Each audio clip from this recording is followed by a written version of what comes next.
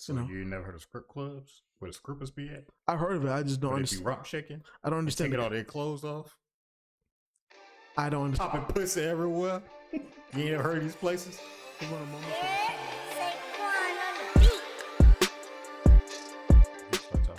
Oh, we recording, nigga?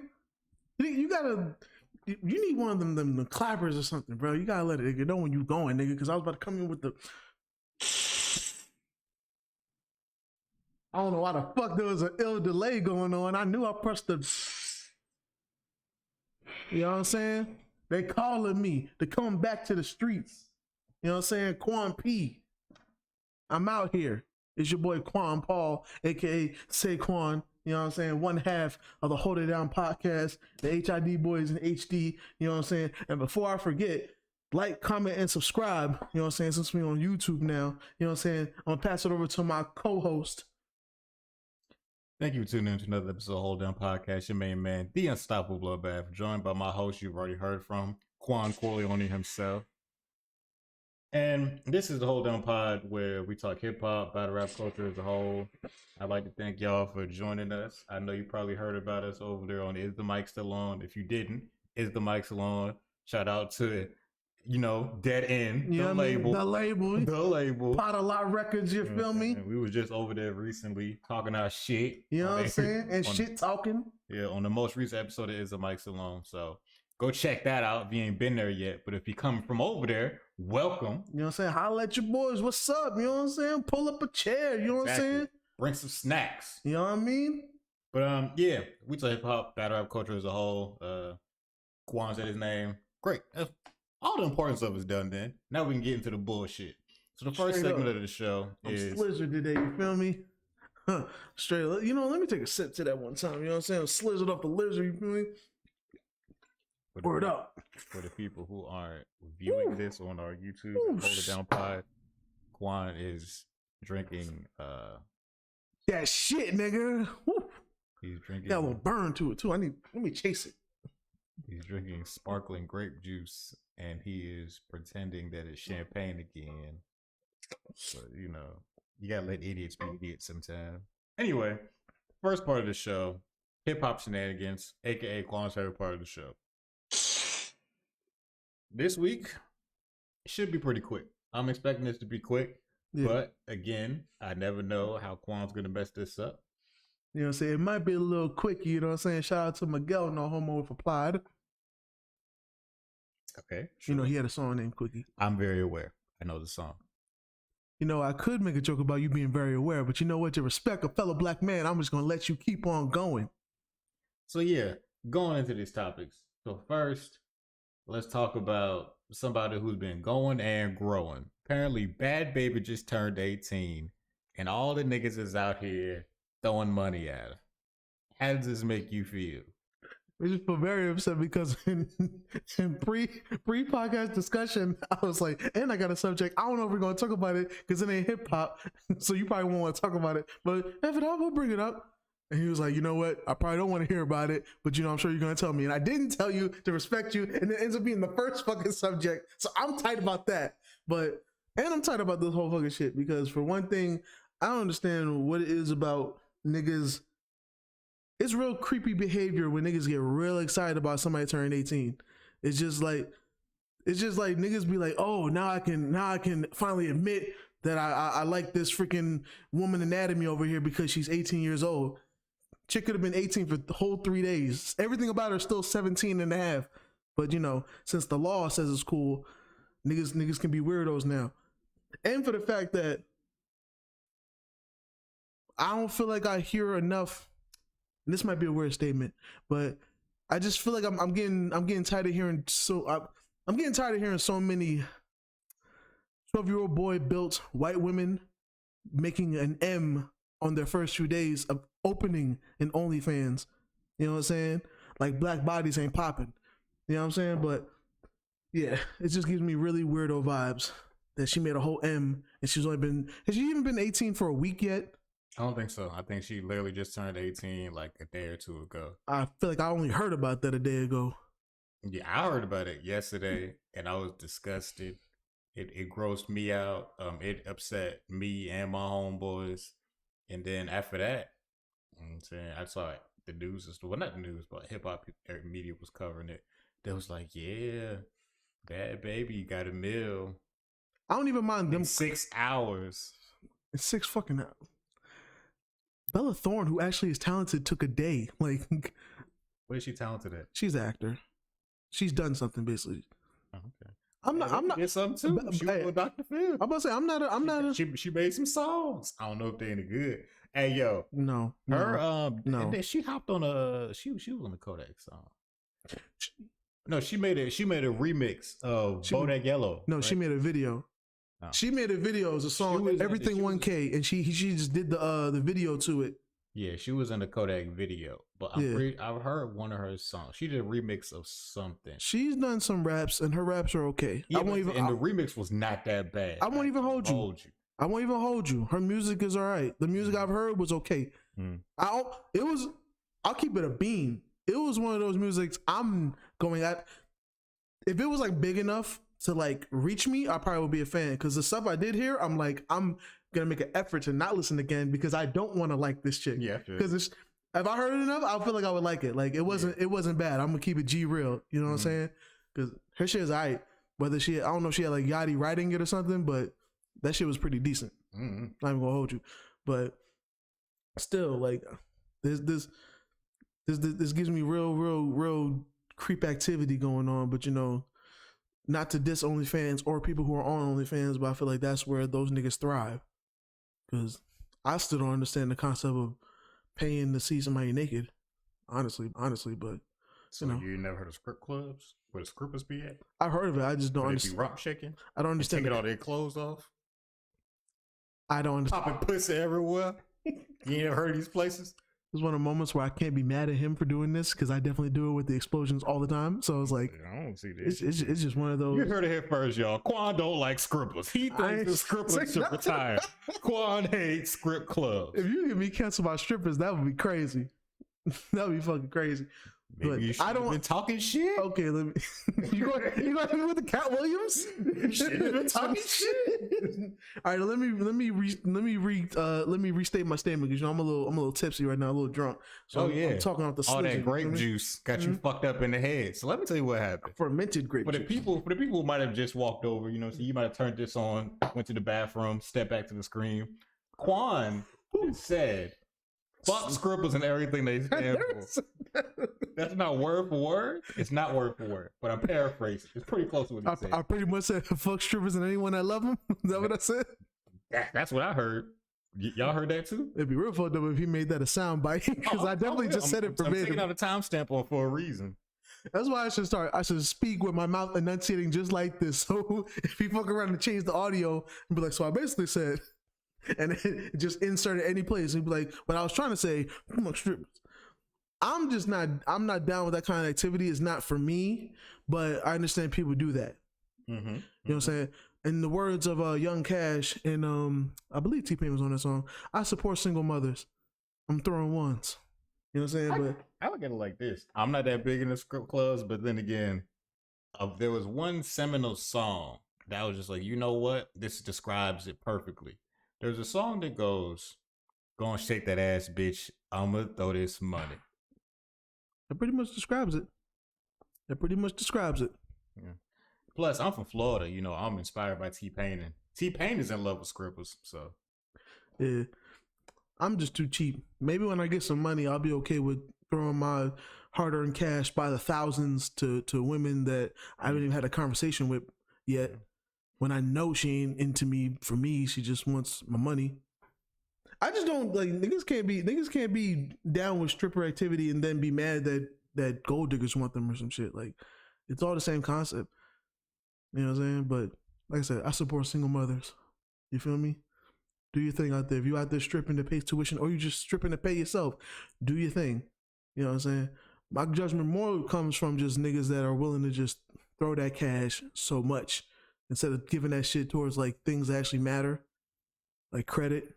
Word to Jay-Z on 444, or giving a subscriptions to OnlyFans to a chick that is freshly 18, like hasn't been 18 for a week. That nigga's gross. So yeah, she made a meal in 6 hours. So she out here getting to the bag, as they say. I'm not mad at her. It's No, do your thing, boo. She out here Do your thing. capitalizing. Do your The thing. niggas throwing the money at her is the weirdos. I'm never mad at somebody that gets on and then makes the most of it. That's what you're supposed to do. Like, I'm still waiting for the Gorilla Glue chick to make the most of her attention. I think she did. What she do? The Gorilla Glue, that was it. Like, what else did you want her to do? Well, I mean, you go from like being a regular person, maybe having like, I don't know, maybe 10K followers to like damn near an M. Like, you could do some more stuff. Anything.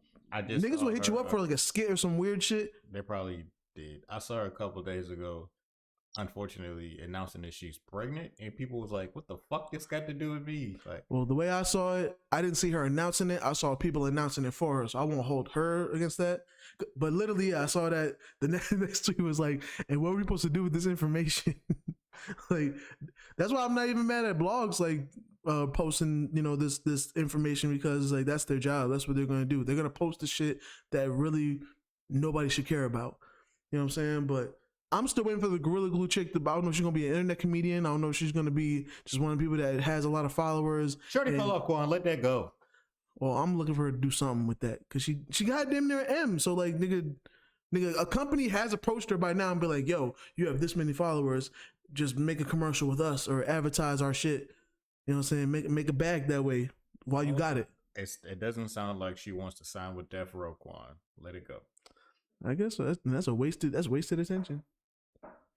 But yeah, Bhad Bhabie, enjoy your M and enjoy your other M's that are gonna come from niggas wanting to see you.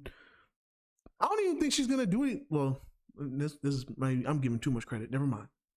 Enjoy your money. I don't ever plan to find out what she's doing over there, because she's a small white girl, and I, as a black man, I do everything in my power to stay away from small white girls. So everything in that category, like white girls, we stay away from, and then the small ones, especially.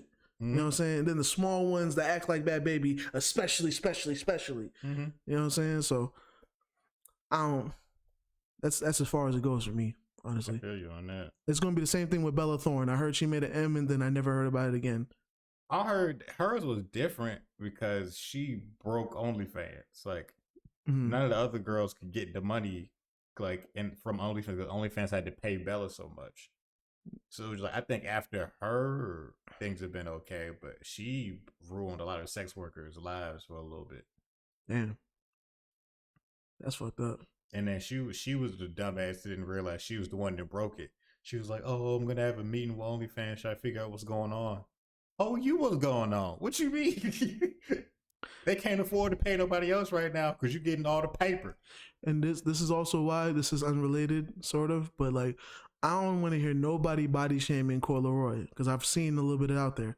If you don't know, Coi Leray is the girl that has that No More Party song. Yeah. And how she's built, right? I don't want to hear nobody body shaming, because her weird 12-year-old preteen boy body shape is the same thing you niggas like. That's why chicks like Bella Thorne and Bhad Bhabie break websites just for joining the shit. You know what I'm saying? When I'm like, nigga, black women's bodies is popping. You know what I'm saying? But then it's a weird place. And I'm like, do I want more of our black women to be showing their ass for money? It's their choice if they want to, you know what I'm saying? But I'm getting tight. Like, not getting tight. I'm tired of stick figures, white stick figures especially, being praised for being white stick figures. But that's also America. So enjoy your millions, Bhad Bhabie. Word. So this is kind of a beef that I didn't realize was a whole beef until Twitter told me it was a whole beef. And you don't even do a beef. I really don't. So you thought about it for a second. I was like, do I? He was like, nah, you're kind of correct. I don't. Yeah, the only beef I dealt with was back when I used to watch them beef DVDs, and I don't watch those no more. Yeah, I think they stopped at 4. They stopped that shit for a reason, bro. Yeah. That shit wasn't doing nothing but pushing drama further. Cause now it's on video. Yeah. And it was like it was running its course, because like niggas, I feel like niggas was just starting to beef just to be on the DVD. Because when they started throwing like random beefs in there, like beefs that wasn't even beefs, like they would throw shit that was actually just battles. Niggas didn't really have a problem. It was just one of those like it's a competition because of hip hop, and then it went down, and somebody had to win, somebody had to lose, type stuff. It's like that nigga, that's not beef.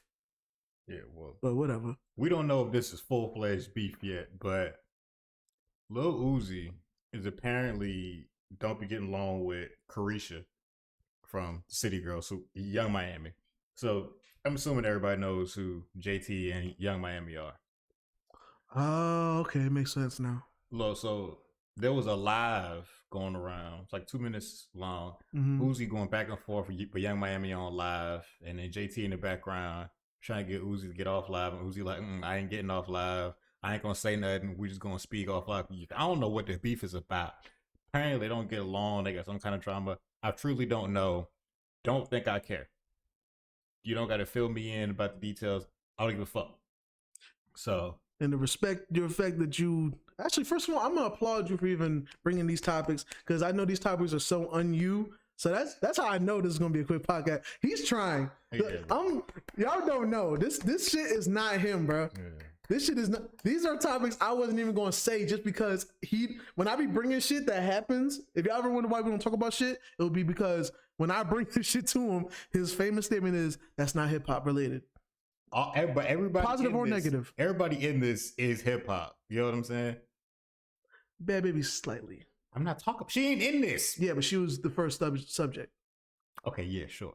And I almost brought it up, but didn't, because she's not hip hop, but she's made songs, so yeah, that's it. I can give a pass for that. But like, okay, so I'll just say this and I'll let it be. So I feel like her and Uzi don't get along for the same reason that happens with a lot of people.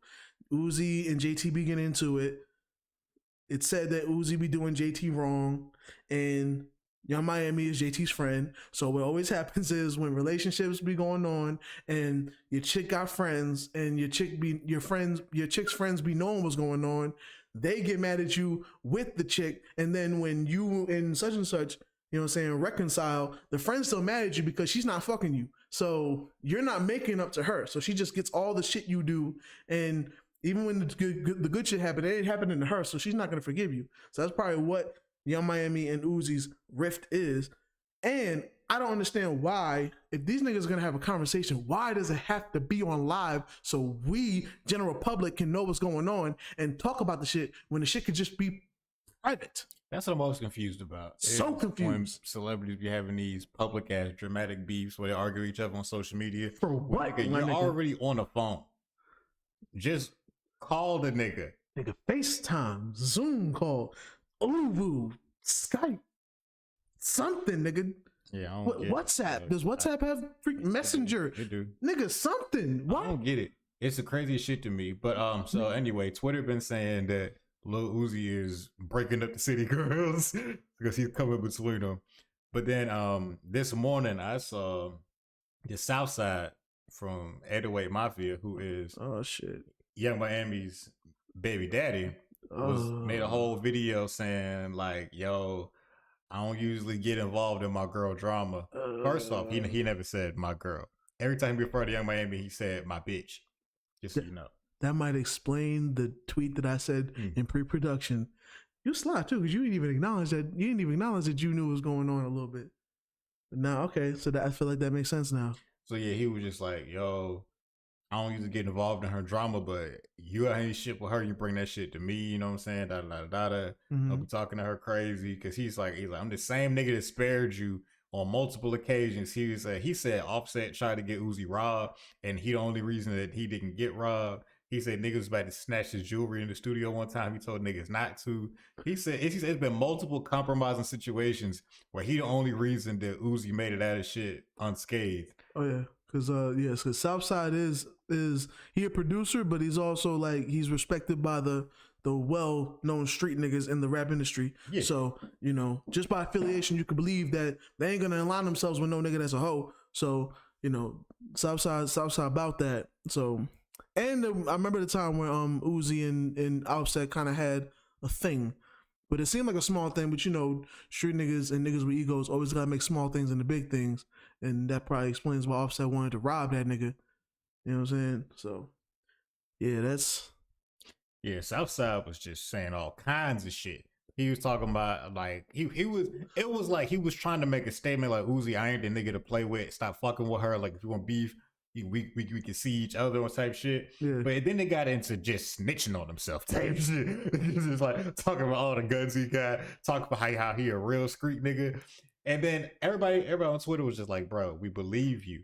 But how you gonna be the real street nigga saying you don't do all this social media shit? And then you doing the social media. I hate that shit, bro. I hate that. That's one thing. Please let that die. It's already too late for this year, but let that die in 2022. Is niggas being like, and I don't do all this internet shit because niggas always only say that shit when they're doing all this internet shit. Them niggas never. They don't never ride wave the situation. They don't never be like at an actual interview and be like, yeah, I don't do all the internet shit. And then you be like, you know what? He really doesn't. He may have had like one incident on the internet and then that's it. You know what I'm saying? But other niggas would be like, yeah, like we can find Southside on internet, like beefing with niggas. Not often, but like when shit does get that way, you know, niggas love nothing more than telling themselves, honestly. Because it's like when you know there's an audience, at that point you're telling to yourself. I feel you. And so, yeah, this video with Southside, he's like, he ain't directly called Uzi a bitch, but he was just like, there's so many situations I saved you from getting bitched. Like it was implied. So you might need to chill out, basically. Nigga said, nigga, I own you. I own your big head. I own you. The diamond on your head. I own you. Purple ass dreads. I own you. Where's my bread? I own you. That's basically what was going on. So hopefully this whole shit dies out and it don't get no worse. Hopefully, but honestly, I feel like with these two, I don't see that happening because these are two people that have big egos. With, you know, Southside. So anytime Southside gets into anything, he can't wait to let a nigga know how much of a gangster he is. You know what I'm saying? And I feel like Southside is one of them like different ones where, you know, most of the gangsters we believe they're kind of quiet with the shit. There's also some niggas that really about that life and they're kind of loud with the shit. Oh yeah, I hate the loud gangsters. That's the worst form of gangster. Yeah, and I feel like Southside is kind of the loud gangster, and just because it's because niggas fuck with Southside that like it hasn't gone to the place of when Southside gets upset, now somebody else is going to challenge him on, and then niggas going to throw their whole life away after being successful. Like, freaking Southside in particular is this close to retiring. Like, this close. He was literally like, yo, I think this year I'm going to stop making, like, after this tape, I'm done. Niggas made all the M's in the world. Like, for those that didn't know, I know Metro Boomin is the more known name because of his tag and everything, but a lot of them joints y'all like from Metro Boomin, if you listen hard, you'll probably hear a Southside, Southside. Or if you know that that Kill Bill noise, that siren, that's Southside also. Like Southside has his name on big hits, small hits, mild hits. He can retire. I ain't gonna lie. He's made so many beats, he can retire. He done ran through every single letter on the scale. You know what I'm saying? Every key on the piano, he's made a beat with that shit pressed. So he can retire, bro. But yeah, with those two, Uzi's also somebody that got like the Napoleon syndrome. So it's like, I feel like it's only gonna escalate. They saying like when he was beefing with Famous Dex and had Famous Dex running. Yeah. Oh, and no, you mean Rich the Kid. Rich the Kid, I'm sorry. Rich the Kid. They look so similar. I ain't gonna lie. I mean, Rich the Kid and Famous Dex are friends. Yeah. Rich the Kid got Famous. Like he the one who put Famous Dex in rehab and then like picked him up when he left rehab and shit. I think so. Yeah. Because Famous Dex was signed to Rich the Kid. Yeah. Which is why Uzi and Rich the Kid beefed because he was trying to get Uzi to sign to the same label. I ain't gonna lie. Like niggas win and lose fights every day, but I ain't gonna lie. I haven't looked at Rich the Kid the same since that happened. Like I ain't gonna lie, son. Like, yo, where is the nigga that, you know, claims to be a street nigga and just gets caught up in a situation where you're outnumbered but nigga got heart and just gets his ass whooped? Like, where's that? That don't happen no more. Cause like, I'm waiting for them niggas. The niggas are so tough on the records, but you also aren't gonna win every time. There's gonna come a time where you get caught slipping. And the nigga might have better hands than you. You know what I'm saying? Nigga might have the one up on you. Maybe you on the drugs. Maybe you drunk. Like, today's your day to catch the L. But niggas that be talking tough on the records, they also be running. You know what I'm saying? That's what I don't get. Running is different for me. It's different. You know what I'm saying? But who am I? I'm a sidewalk nigga. Yeah. shout out to Uzi, shout out to Southside. I hope this shit don't escalate. I like both of y'all. You know what I'm saying? I respect both of y'all. I don't want y'all to throw y'all lives away over egos and dumb shit. And you know what I'm saying? I get it. And please stop having Instagram. I'm sorry. Stop having arguments on IG Live. Okay, like stop it. I'm sorry. Like Uzi, Uzi, and I'm gonna say Uzi because Young Miami. I just feel like if I had an issue, Young Miami, and I'm gonna talk to her, I very much see a very great possibility of shit getting loud and shit going up. So why would I have it on IG Live? FaceTime, people. FaceTime. It's okay. She don't even FaceTime Santana. She always, and that's like her best friend. They be on IG Live arguing all the time. That would be funny though. Like what's crazy is I don't never be keeping up with celebrity IG lives, but Twitter be keeping me up to date. Because people post all the clips on Twitter, and Young Miami and Santana is funny. I ain't gonna hold you. I'm gonna keep it 100 with them niggas. Is funny. See, I feel like that's different. I feel like that is entertainment. That's cool, but I feel like it's different when not to call Santana a woman. I don't know too much about. He's the dude with the beard, right? Yeah. I don't know too much about him, so I don't want to say anything insensitive because we respect those people over there, right? So, but I feel like with those two, it's different. Whereas like niggas like Uzi, we'll just say Uzi because Southside wasn't even involved until he's like, oh, it's my girl, I gotta get involved. So I understand. Uzi claimed to be street or claims to know street niggas, so shit can get street. You know what I'm saying? So I feel like when those kind of men are involved, that's when it's like, yo, shit got to be a private conversation. Just like Southside sparing you from Uzi from Offset robbing you or from mad niggas doing shit to you. Let that shit be in private because street shit should not be at the forefront. You know what I'm saying? Young Miami and Santana arguing, that shit's cool.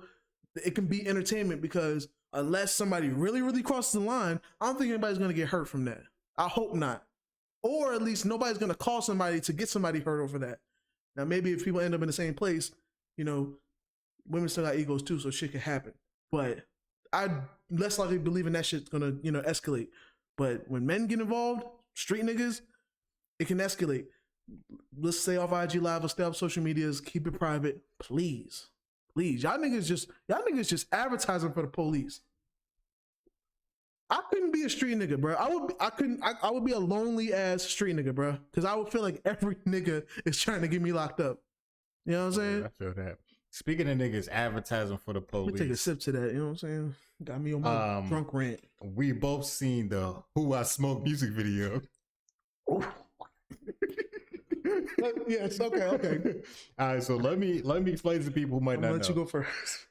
This is officially a Florida anthem. The video has had 4.2 million views. It released a couple days ago on March 28th. It's got to be like maybe 3 or 4 days. It's been. Yeah, it's only been out like 3-4 days. It already got 4 million views. It's by Spinner Benz. It's featuring Whopper with the Chopper, Young and Ace, and Fast Money Goon. Yeah. And they basically did a remix of 1,000 Miles. And I will tell you straight up, this shit is hard. It's fire. The song had no business being this hard. At all. Like, I've listened to it a bunch. I listen to it at least once a day. Yo, bruh, I'll keep it G real. You know what I'm saying? We don't got a crazy audience, so I feel like I can say this, right? Crazy audience yet, you know what I'm saying? Speaking of this, just on the way. But, nigga, I've even had artists I work with. I won't say what genre of hip hop, because of course it's gonna be hip hop. But I won't say what genre. But niggas was like, yo, nigga sent me that video and was like, yo, make something with that sample too.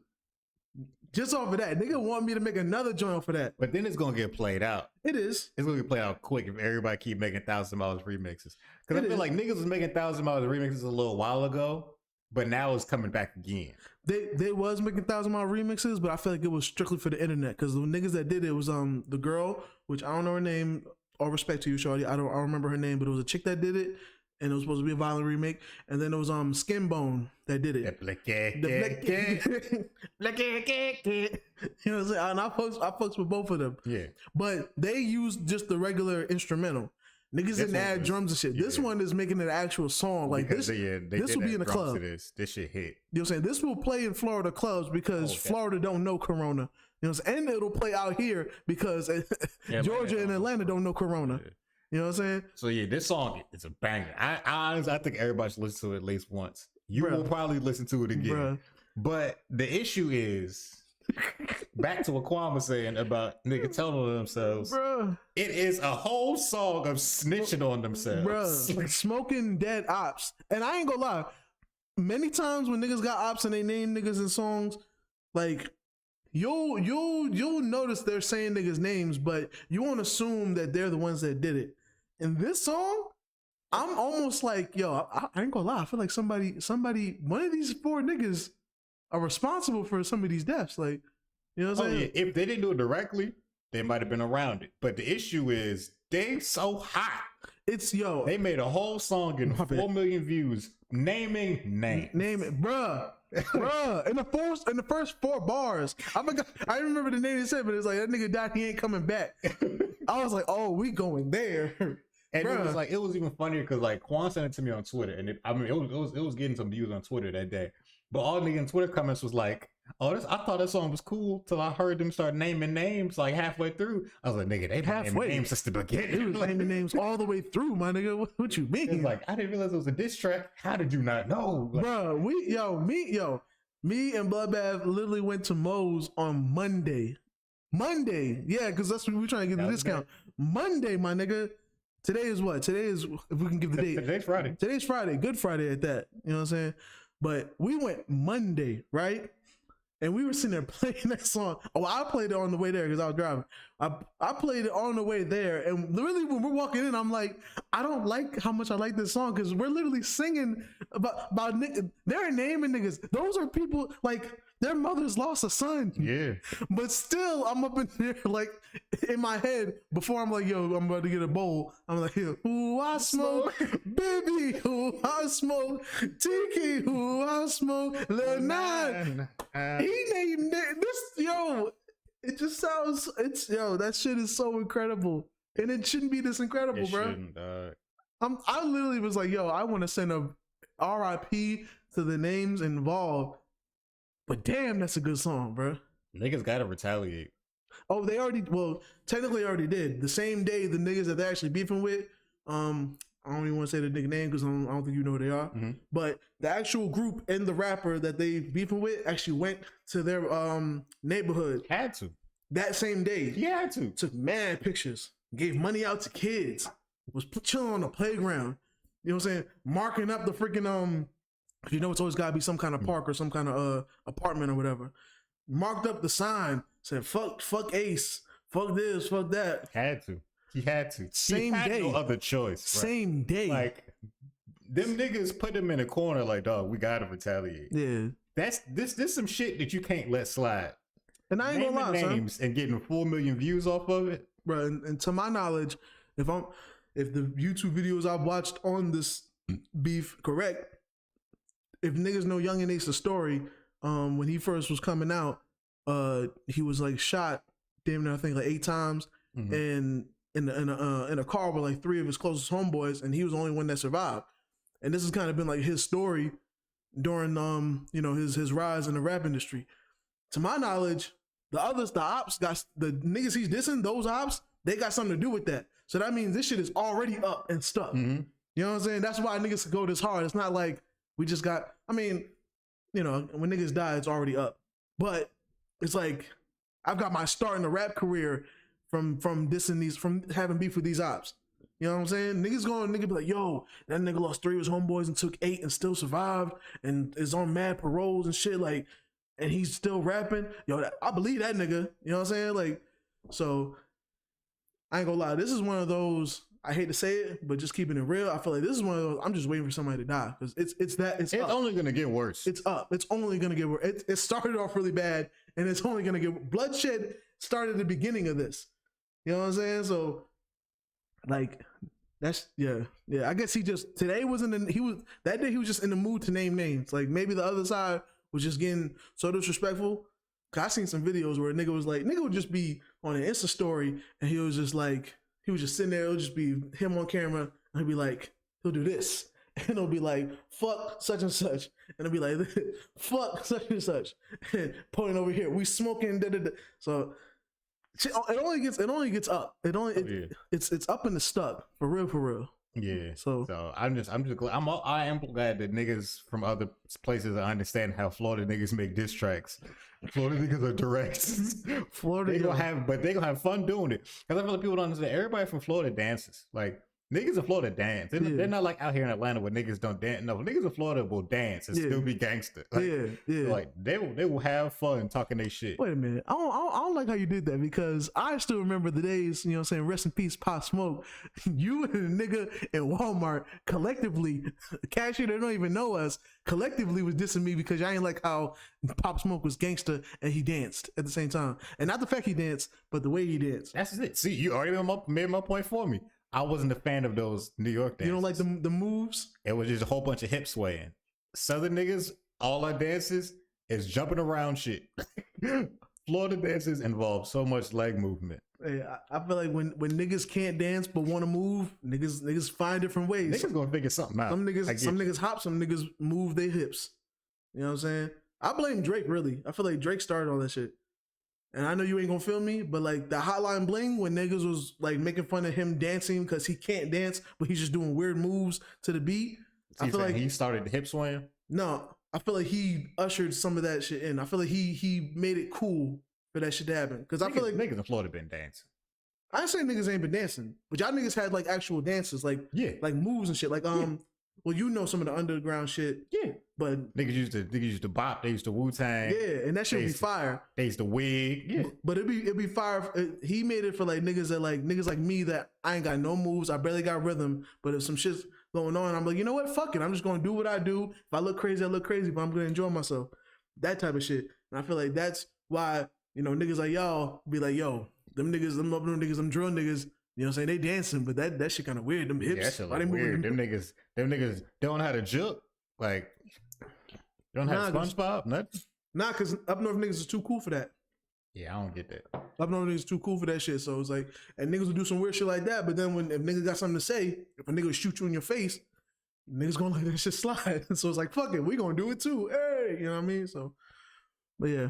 I don't even know. Usually I end our shits with like shout out to. I don't even know who to shout out to because I just hope niggas stay alive, dog. Like after a song like this, do not be surprised if next week or the week after that we got a report on the follow up to what happened because of that song, or next year. Because like I said, this beef been going on for a minute. It's been going on since the beginning of Young and Ace's career. Like when I heard that, like when I got turned on to Young and Ace and saw his story, I was like, okay. But then I seen these niggas he's beefing with. That he just ended up, because in the video I saw, it was still, that song was still in the studio. Like it was an IG story. It wasn't of this song. Yeah, it wasn't released yet. I heard that niggas been waiting. Like the snippets of this have been out for a minute. Yeah. So like I didn't know that niggas he's beefing with actually had something to do with that shit. So and just for me to like, if you just know Young and Ace, like that nigga, like it's almost like Rod Wave type pain. Like that nigga like wears that shit because like. That nigga lost, like those were his brothers. You know what I'm saying? So when niggas lose, it's already bad when niggas lose somebody. Niggas trying to throw away Jeezy's whole freaking street cred because he lost somebody years ago. I almost want to talk about that a little bit. I saw that. I want to talk about that a little bit afterwards too. But yeah, this one's going to be up forever until somebody go. This is one of those like it ain't over until niggas dead. So this is like some 63rd versus 64th from 65th type shit. It's up like that. It's that. You know what I'm saying? So I don't even you know what I'm saying? I don't got nothing else to say about it. I'm cool. I'm cool on everything else from that. Yeah. So I was just I wouldn't say I hope niggas don't die, but it's just like nigga eventually. Like nigga. You know what's gonna happen. Like nigga, we've seen the video. Yeah, it's like again, I still think people should go listen to it. If you've never heard, Google or go on YouTube and just put "Who I Smoke." Who I Smoke. It's gonna come up. The first video once come you out. See them niggas they're gonna be on the golf course. Bro, click it. You know what I'm saying? And dress proper for the golf course. I like. Are dress proper. You know what I'm saying? Niggas had the visors on, had Under Armour on. Gloves For sure. But it was also this has a bunch of reaction videos. Like the same day it went up, I started seeing a bunch of people making reaction videos to it. Mm-hmm. So this song getting this traction. So For sure, for I sure. encourage everybody to go listen to it. For sure, for sure. Nigga, we probably would have been viral if we did a video to that shit too. We ain't reaction type of niggas, but sometimes I do be looking at videos and be like, I know this is gonna blow up. Like, nigga, if I just do a reaction to it, I'm gonna get mad views for no reason, like just off GP. But my own thing was, the only person in this group whose name I'd heard before this was Young and Ace. Yeah, The rest of the niggas I didn't know, so it's like I'm damn sure not gonna make a reaction video talking about some niggas I've never heard of. that was actually the Insta story I saw. I saw Young and Ace because his click is ATK, and that's where I'm leaving that information at. But yeah, so I just assume these are his niggas. Yeah, It's like it's really Young and Ace, and especially if they all hop on the track with him talking shit like this. They better be his niggas. Yeah, they are now. Yeah, by association. Because it's also ain't one of those like niggas got ops and then they just hop on somebody else's song and just happen to diss they ops on that song type shit. You know what I'm saying? Like I'm sure Pooh actually ain't got no problems with anybody that Lil Durk dissing. You know what I'm saying? But you know what I'm saying? This one is like, nah. who Young and Ace talking about? Oh, we talking about them same niggas too. Yep. You know what I'm saying? Bro, especially the last nigga talking about catching a nigga lacking in Houston, shooting him in Houston, and then seeing the nigga go on IG Live. He was like, "Oh, that nigga ain't died." Bro, what's his stats? You look young. It hasn't been 7 years. Like, boy. You know what? That's gonna be a new thing. When I don't know who to shout out, I'm gonna be like, yo, prayers for those involved. That's what I'm gonna say. Prayers for those involved. That shit crazy. I respect that. But yeah, real quick, Jeezy, niggas trying to really take away his whole street shit just because of the shit with him and Gucci and whatnot. I've been seeing that back during the verses. Yeah, but it's become different because now Kinky B, the nigga that was mentioned on And Then What, I guess like he's a co-founder of CTE and whatnot, was saying that like, yo, the streets turned on Jeezy after that shit. Like, I just thought about this though, because recently, congrats to Jeezy. Apparently, I think he got married. Maybe he's done with the street shit, like authentically. Like, niggas really get old and still try to cling on to the street shit. Be like, yo, I used to be tough, so believe I'm tough now. Maybe Jeezy is authentically done. I think he's retired. I feel like that's like, can we normalize that? Because I see niggas that used to be tough and get it cracking, still trying to convince niggas 20 years later, like, yo, I'm old, but I'm still tough. You know what I'm saying? I don't know no nigga that really was about it back in the day that's gotten older, being like, yo, I'm retired. Like, I'm not trying to be about none of that street shit. They'll try to convince you they'll still shoot you now. You know what I'm saying? Like, anybody I know, you know what I'm saying? Like Jim Jones, he's like, yo, I'm not trying to be in nobody's way, but I advise you niggas to not do that. Nori, same energy, like mad niggas, right? Can we normalize niggas like actually doing anything in the streets, then doing anything in the rap game? And when it's 20 years later, it's like, yo, maybe I really authentically want to leave that life behind me. Like, it's the streets. Niggas always. I'm trying to think, because I think Snoop Dogg's an example of that. Snoop Dogg don't run around with no gangster energy no more. Like, Snoop really just be chilling, having fun. Like, he don't really push no type of tough agenda in any type of way no more. He be on. He did a whole gospel album, like, you know what I'm saying? Like, he be doing shit with kids, be doing shit with like random white people. Like, Snoop get around, and he don't carry no type of gangster energy. I ain't gonna lie, I respect that. It's as a loose affiliation, I respect it. But that West Coast, yeah. But I would with Death Row. But I would say I feel like I don't know who would do it, but if somebody with like some validity came out and had smoke for Snoop Dogg, I feel like Snoop Dogg would get in tough talk world and be like, you know who I am, da da da da da. You know what I'm saying? Like, I feel like Jeezy's on some different shit where it's like, I haven't heard him talk tough. Even on the last album, I felt a nigga that was in the streets, not a nigga that's still trying to convince you he's in the streets or I can go back to the streets. I'm not that far removed. You know what I'm saying? And I kind of like that energy. I like seeing our brothers grow up, like age-wise and mentally. Like, we niggas grow up all the time and realize, yo, the streets is all bad. They're not for you. You know what I'm saying? It's fake love. The streets, they're going to build you up to take you down. You know what I'm saying? So maybe if the streets are that bad and everybody's really trying to get out, because niggas also say they're trying to get out just to come back in and stun on niggas in the streets. You know what I'm saying? Like, the streets took Nipsey, nigga. Like, maybe niggas can really have their time in the streets and even do their thing in the rap industry as a street nigga or ex-street nigga, whatever, and then really be like, all right, I'm 20 years removed. I want nothing to do with the streets. I want to be a grown man. You know what I'm saying? Like, I don't want to have to still feel like I'm going to take a penitentiary chance on Gucci Man because there's cameras around everywhere. What am I going to do to him that niggas ain't going to be like, yo, he's the number one suspect? You know what I'm saying? If anything happened to Gucci in that week, who's not going to say Young Jeezy's the first suspect because he was like, yo, smoking on Pookie Loc. Rest in peace, Pookie Loc. You know what I'm saying? Like, I feel like I'm also a sidewalk nigga, but I'm not going to blame Jeezy for not like trying to risk it all because the nigga said some shit that we pretty much all thought he was going to say. You know what I'm saying? Like I want to normalize that. I want to normalize niggas being in the streets, like getting out of the streets, thank God.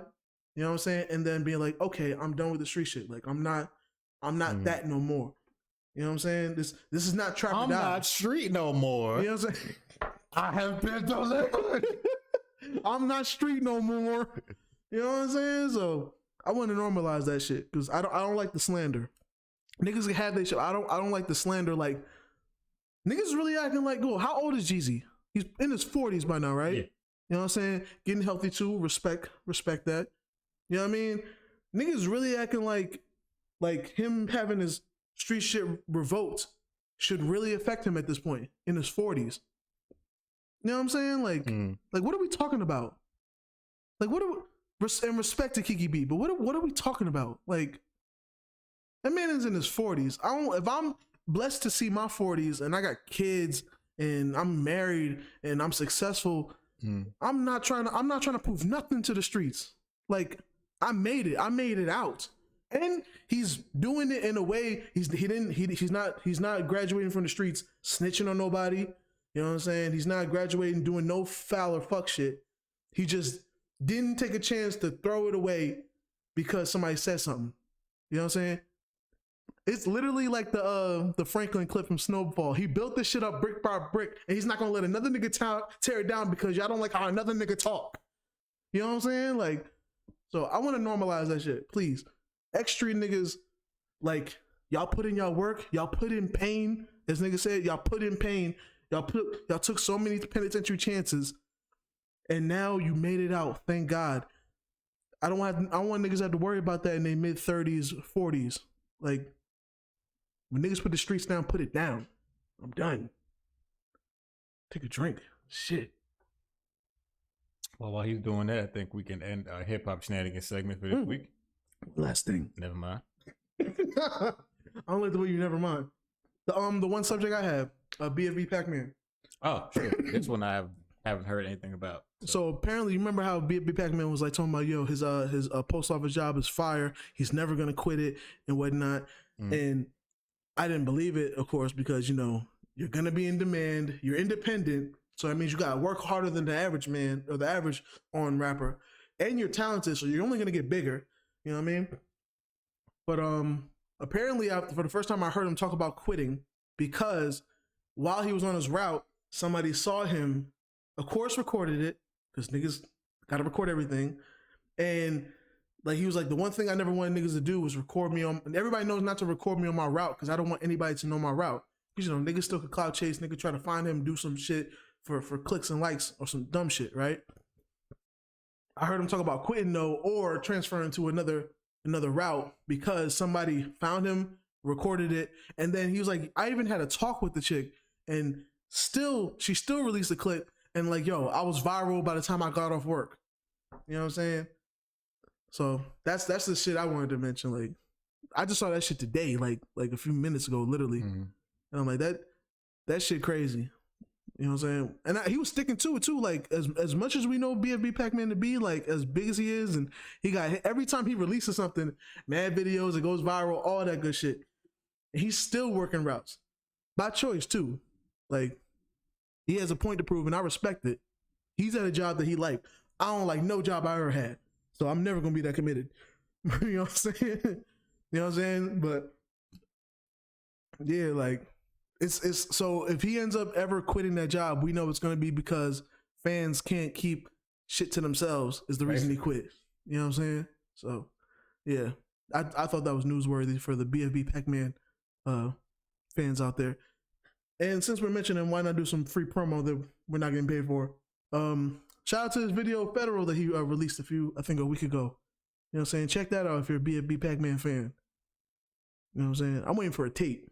That's what I'm looking for. So that nigga fire. Every verse is like fire and funny. He got bops. I need a tape. I need a whole tape of them. You know what I'm saying? All right. I feel like he feeding me like Tierra Whack. She been out for a minute, got Grammy nominations, all kind of awards. And if you look at her catalog, it's one tape that's 15 minutes, and each song is a minute. I mean, I want more. I'll be having the same issues when I talk about niggas like Saba. True. Saba has two tapes. He got Bucket List Project and he got Care For Me. And that Care For Me came out in 2018. And it's literally he said the 3-year anniversary of it, I think it's like tomorrow or the day after. Because he said the only reason he talked about it is he said niggas can't find the vinyls no more because the price of the vinyls is crazy.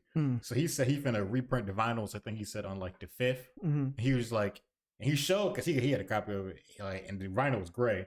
He was just like, I don't know how y'all got all these red shits, black and maroon. He said, everything is gray. So if your vinyl ain't this, it's fake. He said, but I understand niggas. He said, it's on South Side. Every time I say anything, niggas be in the comments, where's the vinyls? He said, all right, I'm going to reprint the vinyls. He ain't say shit about dropping no music, though. And it's wild, too. It's wild because, like, me and Bloodbath were just saying, like, probably like a week ago or less, that, like, we really realized he ain't dropped a tape since 2018, and, like, his last tape was fire. Like, Care For Me is highly acclaimed. Like, highly. I don't think anybody's ever said a bad thing about Care For Me. You can't. If you do, you just don't like that kind of music. You know what I'm saying? That's like, gotta be it. You just don't like lyricism. You don't like lyricism. You don't like flows. You don't like the art in hip hop. You know what I'm saying? Like, you just here for the drama and the bass. Like, you know what I'm saying? Like, or you listen to Katy Perry all day and you like pop, like the actual pop, not pop that's short for popular.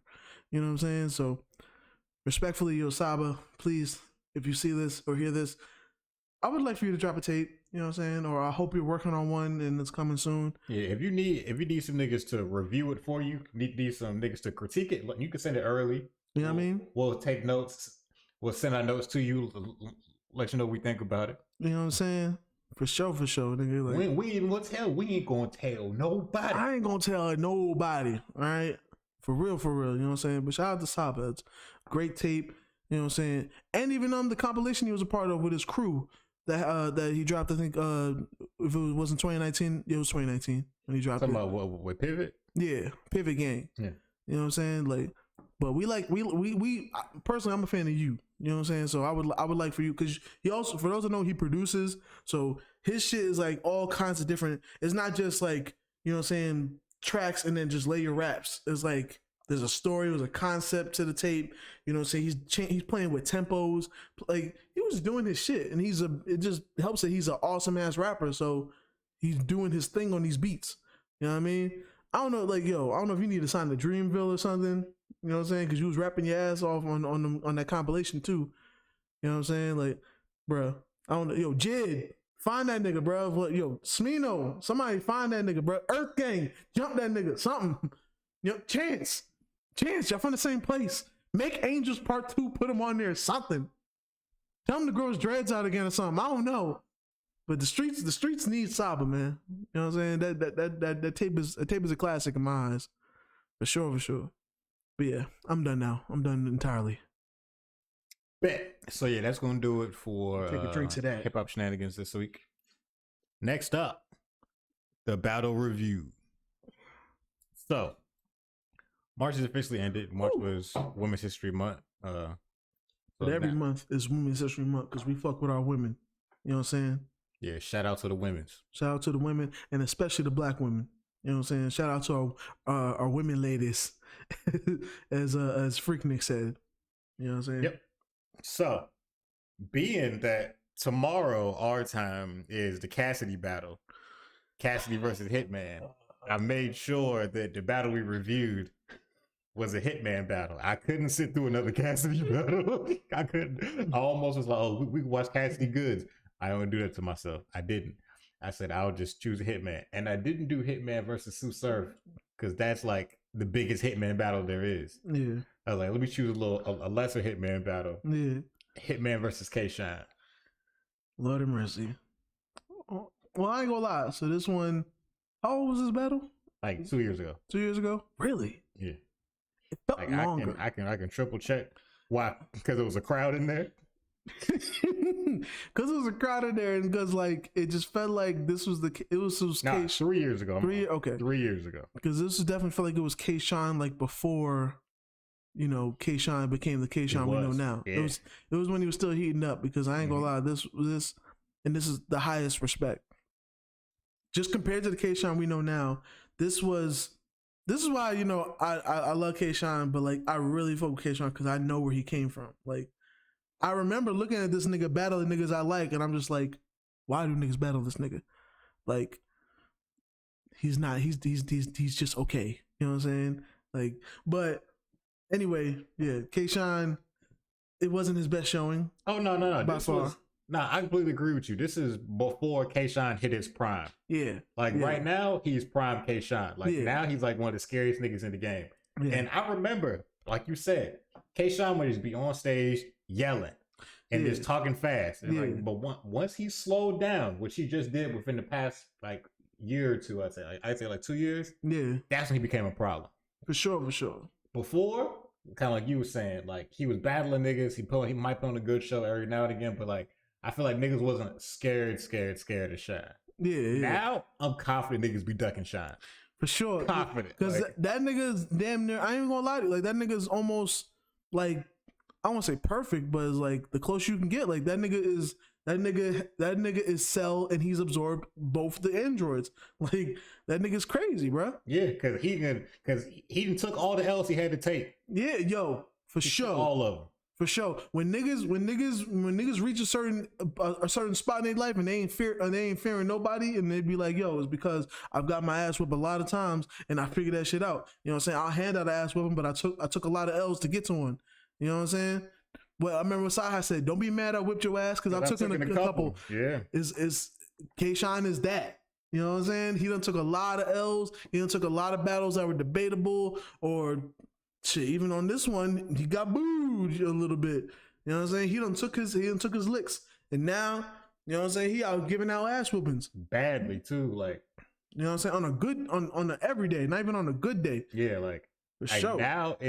Now it's murder the nigga or bust at this point. Cause like, yeah, when Av and Fonz kept it entertaining, I was happy. Cause usually when I watch a Shine battle, I'm always like, oh, how bad is Shine gonna kill this nigga? Yeah, because you know, like, and he earned it, bro. Oh, he definitely earned it. Like I've always been a Shine fan, but I also was always knew like the nigga was always been a hothead. The nigga will fuck up a lot of battles, but always trying to fight niggas. But now I feel like he done got older. He passed trying to fight everybody. That's why I was almost kind of glad that I could see that him and Hitman was kind of like friends. Yeah, they ain't have no. I could tell early on they ain't have no beef or nothing. Like, yeah, because even with this, when the crowd wasn't fucking with Shine, I was like, this is the moment. This is around the time where he would fuck up the battle. You know what I'm saying? If they wasn't cool, he would fuck up this battle. But the fact that they're cool, he ain't gonna fuck it up. You know what I'm saying?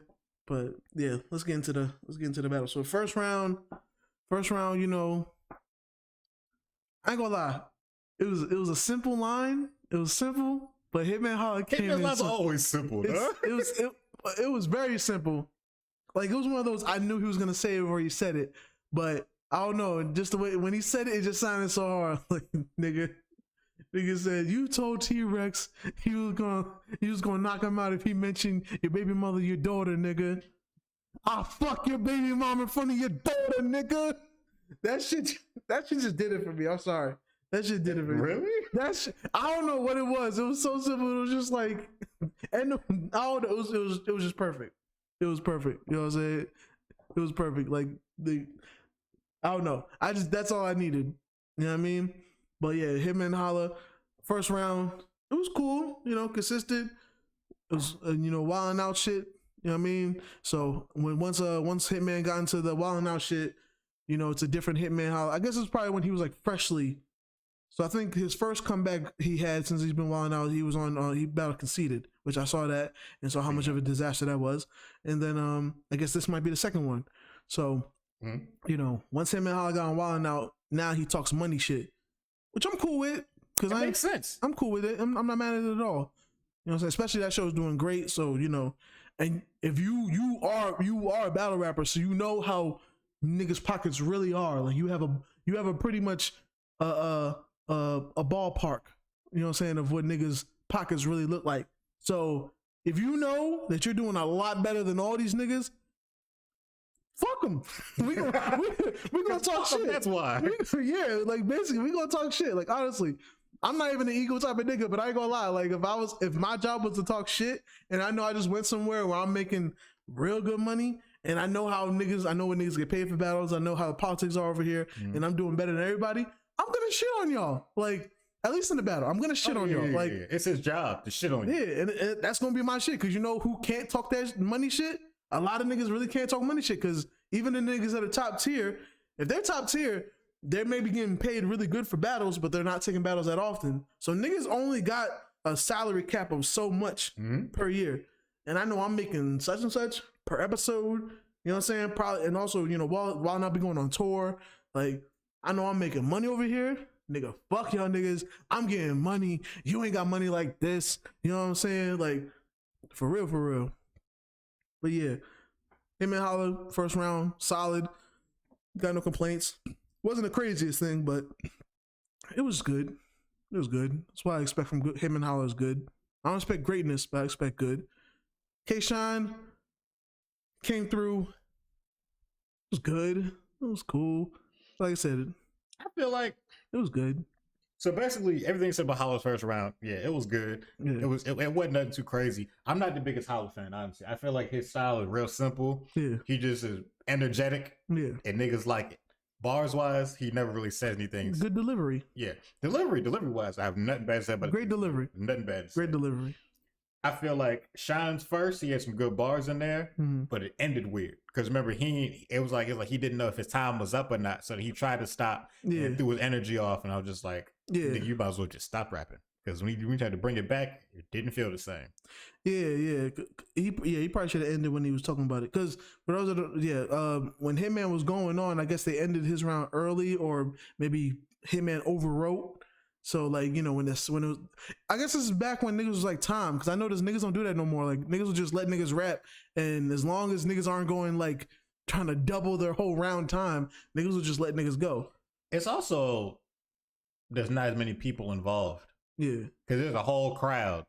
Yeah, that has to be in this building that you rented out. Yeah, so you have to be more like punctual about time. Yeah, about art. If this nigga rap. If this battle is 45 minutes and I still got like 6, remember these cards used to be longer too. Like 8 cards, like 8 battles on a card. Yeah. Every nigga ain't finna have no 50-minute battle. That shit dead. You know what I'm saying? Well, even though niggas be trying to. They gonna try to. So look, we only rented the building for so long. Yeah. So it's like they have to be more punctual. Now on Caffeine, where it's just the building they already got for whatever, and there's only like 7 people in this building, rap as long as you want, dog. Like, at least that's probably how I'm looking at it. Yeah, you're probably correct. Because I already know it cost them a lot of money to rent out venues and shit.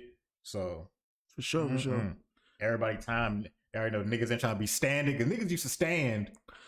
That's something I'm as a fat nigga. I can't imagine. You're not going to be standing for 8-hour-long battles. I'll go home for sure. I'll do it. I don't give a fuck.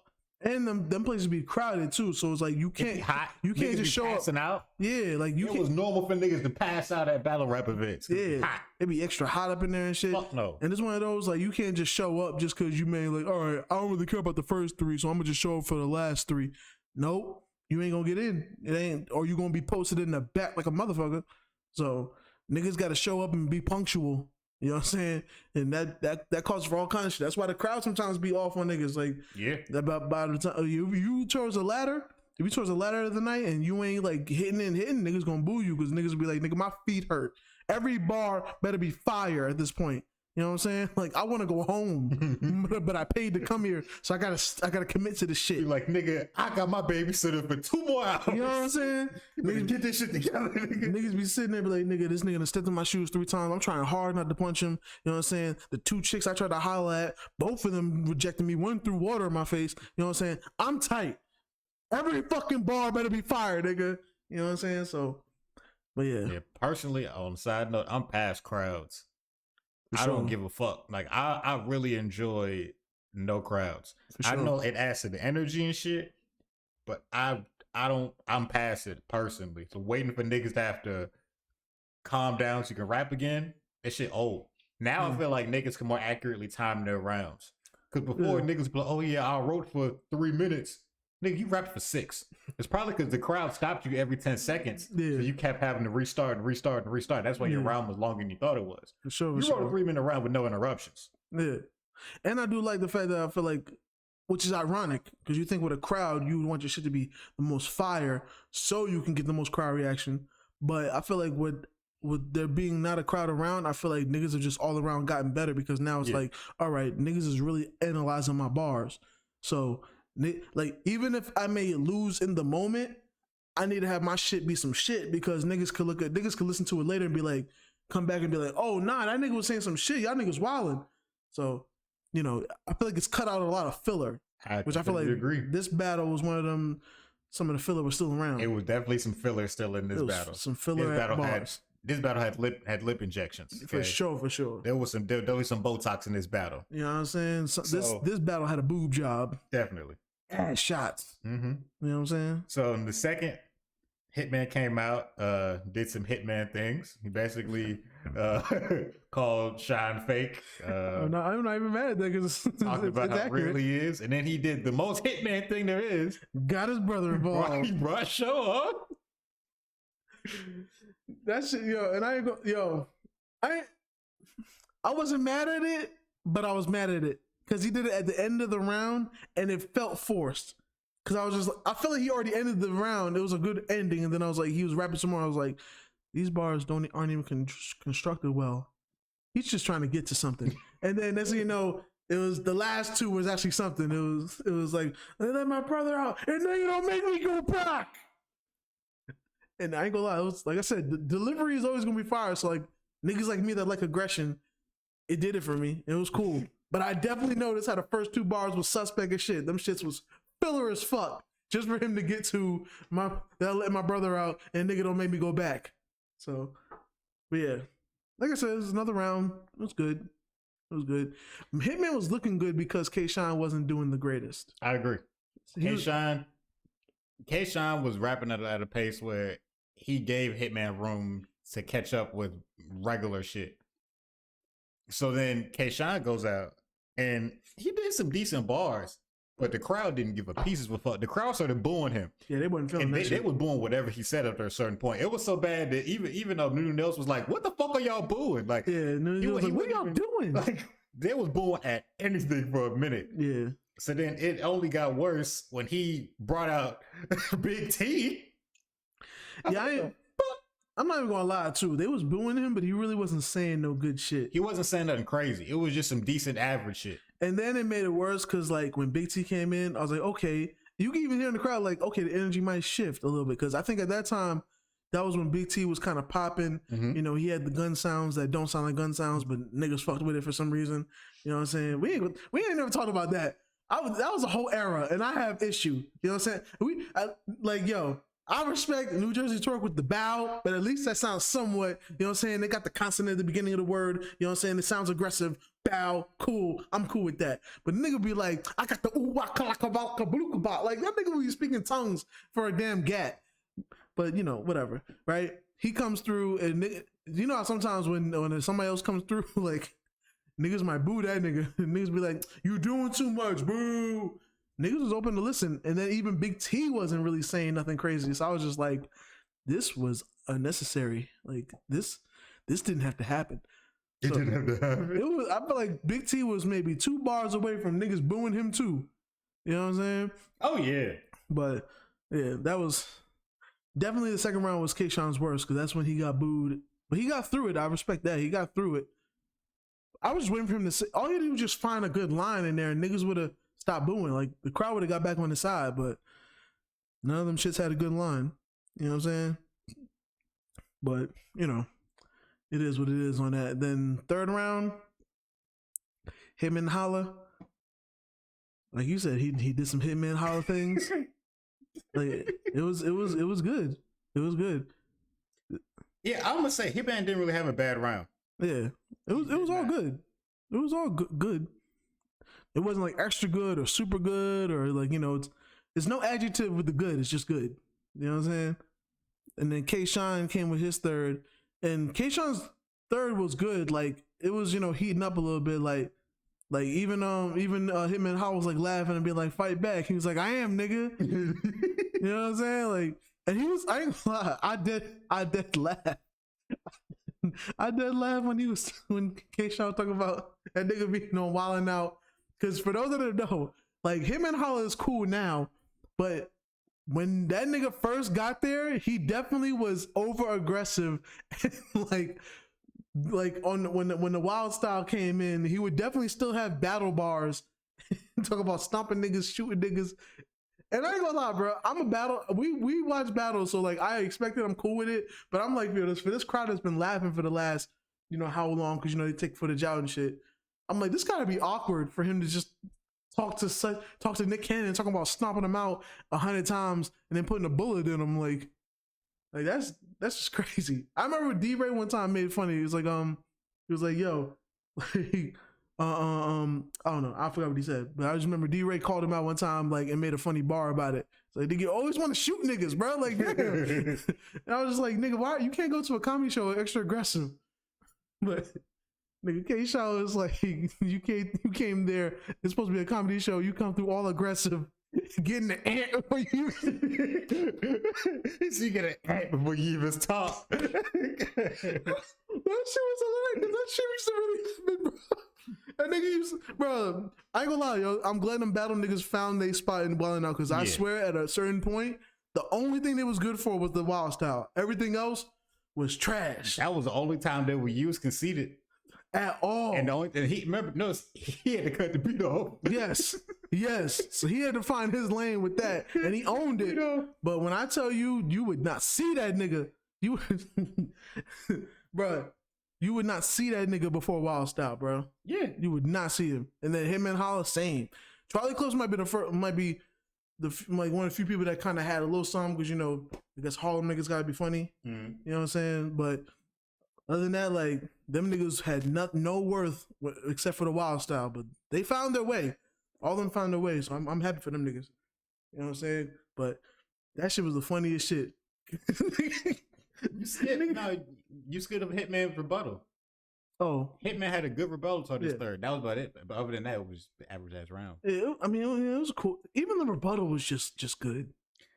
So he just looked good because K-Shine wasn't looking good. And the crowd, when the crowd was fucking with K-Shine, either was made Hitman look even better. Yeah, because then like K-Shine had the crowd for men, like you said, with that whole he was just like, oh, how soft is he thing, like the Wild Now joke. Yeah, all that shit worked. That was working. It was all working. It went downhill. Yeah, once he got out of that shit, you almost felt it too. It was like, oh, he ain't got no more Wild Now shit.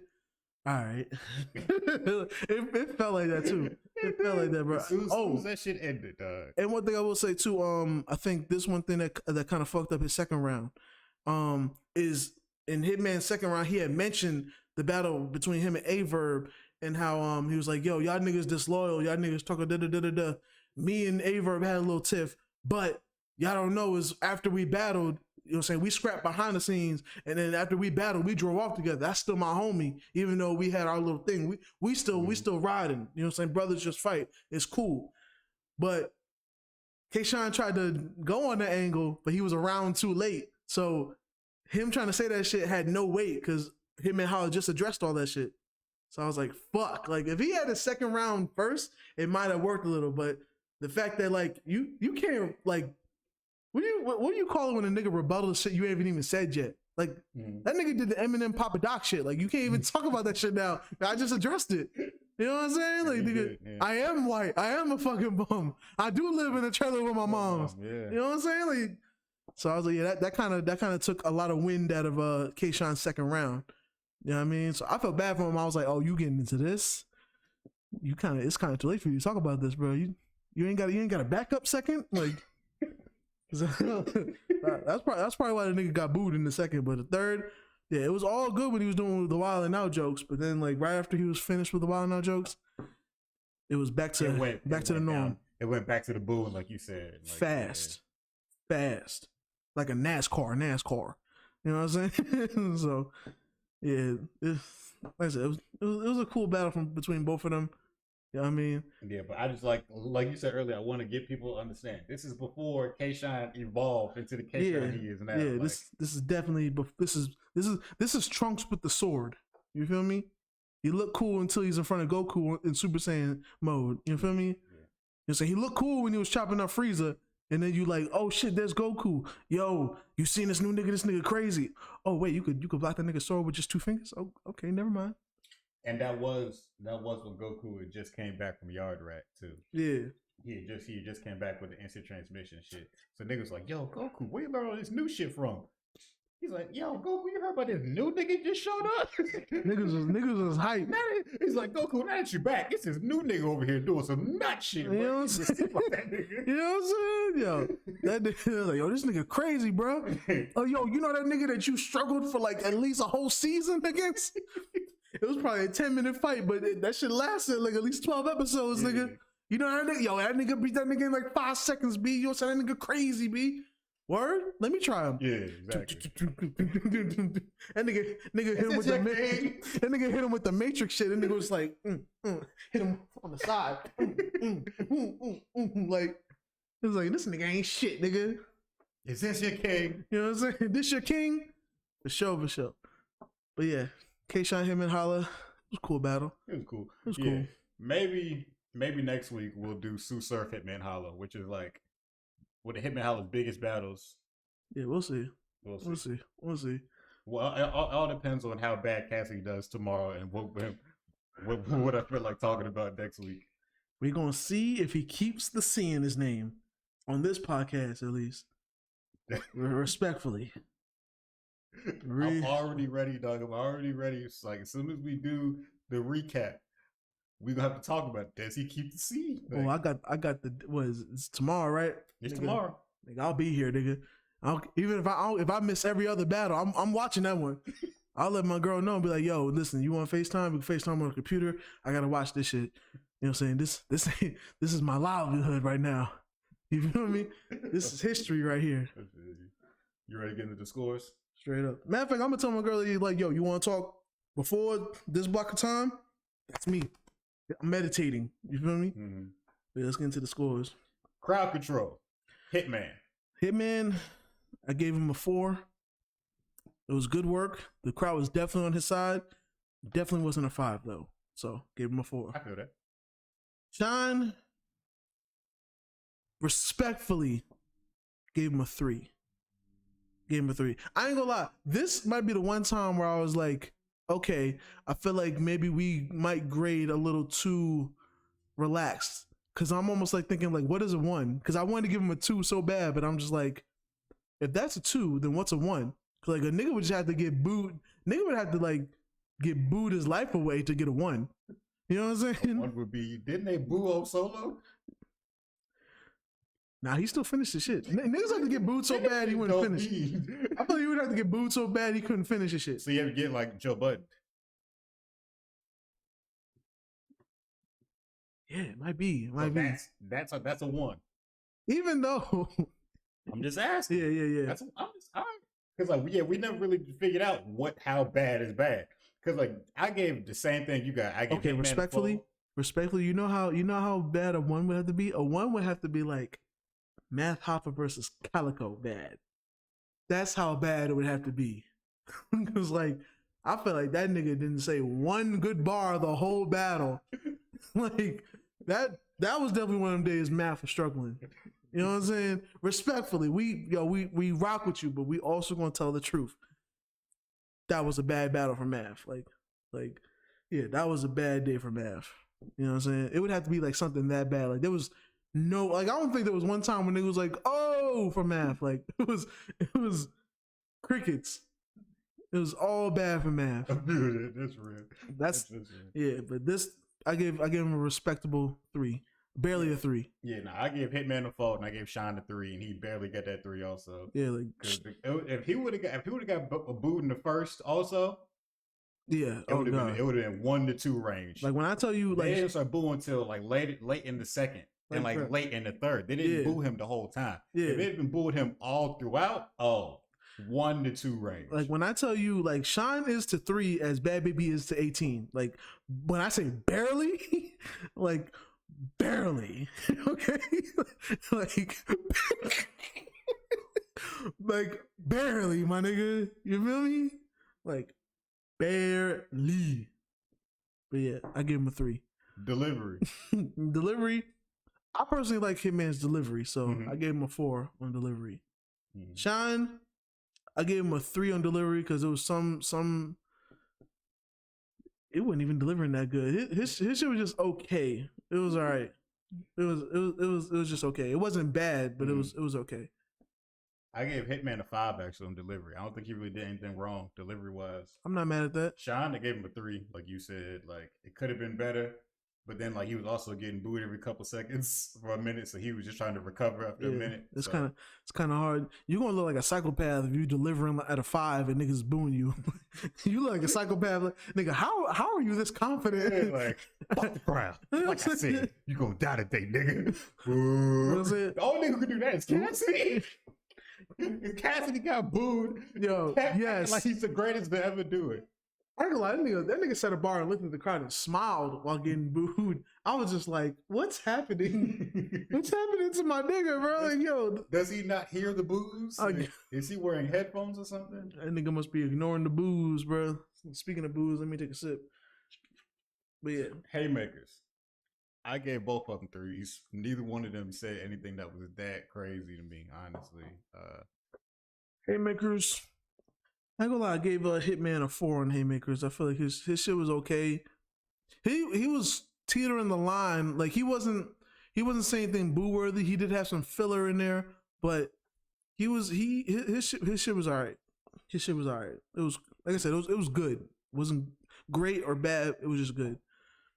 Sean, a 3, because everything, even for everything that was good, there was always filler. There was filler attached in every round. So, but yeah, and he might have gotten the 3 just because I really liked the Wild 'N Out shit on his third. It's kind of made up a little bit for the lackluster of the second and the second half of the third. Because I go like that Wild 'N Out bar really had me laughing. Like, it was good. I ran it back because I remember watching Wild 'N Out and that nigga getting there. That shit really made me laugh, bro. So I fuck with that. So I give him a 3. Hitman laughing too. Everybody was laughing at that shit. Catching the air before you begin the answer. That shit is crazy. Yeah. And so Zone. I give Hitman a 4. I feel like I've seen him do better, so I didn't want to give him a 5 on Zone, even though he was confident, he was feeling himself. But I feel like that only came from Sean looking not so good. It wasn't because he was really doing his shit. You know what I'm saying? And Sean.